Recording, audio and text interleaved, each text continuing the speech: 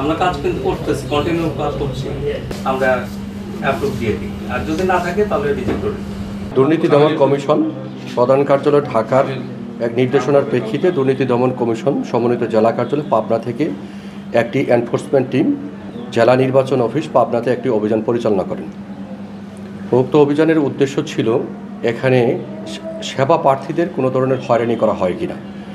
উক্ত নির্দেশনার প্রেক্ষিতে আমরা এখানে একটা অভিযান পরিচালনা করি এবং অভিযান পরিচালনাকালে আমরা বিভিন্ন সেবা প্রার্থীকে জিজ্ঞাসাবাদ করি এবং জিজ্ঞাসাবাদকালে অধিকাংশ সেবা প্রার্থীগণ বলেছে যে এখানে তারা সেবা পেয়েছে এবং সেবা যে পেয়েছে এবং তারা এই সেবা পেতে যে সন্তুষ্ট হয়েছে সেগুলো তারা আমাদের কাছে বলেছে।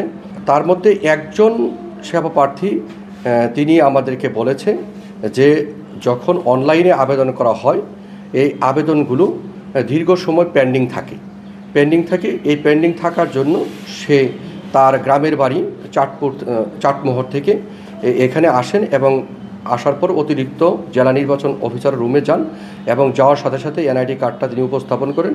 উপস্থাপনের প্রেক্ষিতে তার কাজটি সম্পন্ন করা হয়।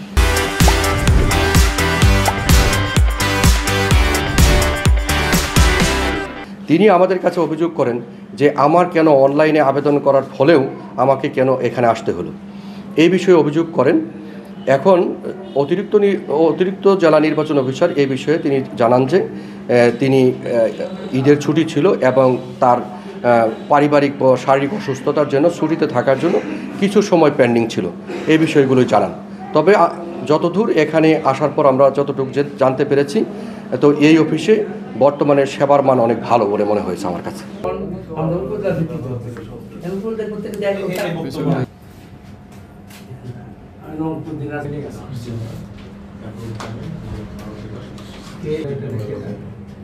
আবেদন করার সাথে সাথে আবেদন যদি হয়